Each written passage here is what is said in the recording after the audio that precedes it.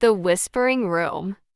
Mark had always been skeptical of ghost stories, but when he found the abandoned house on the edge of town, curiosity got the better of him. The place had been empty for decades, its windows boarded up, its walls covered in ivy. Locals warned him to stay away, whispering about strange noises and disappearances, but Mark shrugged it off as superstition. One stormy evening, he slipped through a broken window and found himself inside. The air was thick with dust, and the wooden floor creaked under his weight. He moved cautiously, shining his flashlight across tattered wallpaper and broken furniture. But then he heard its soft, almost imperceptible whispers. At first, he thought it was the wind slipping through the cracks, but the voices grew clearer. They weren't random. They were calling his name. Mark!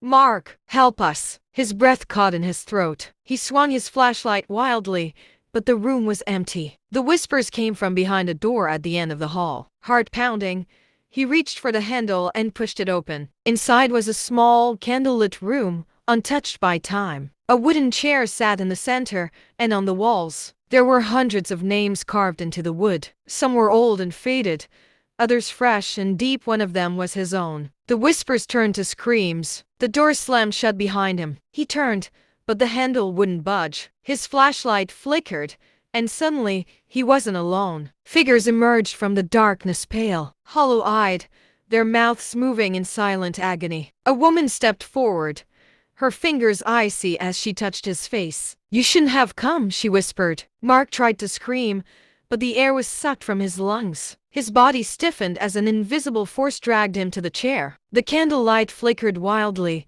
casting shadows that twisted and writhed. The last thing Mark saw was a knife carving into the wall, etching his name deeper, sealing his fate. The next morning, the house was silent again. But if you listened closely, you could hear a new whisper among the others, calling for help.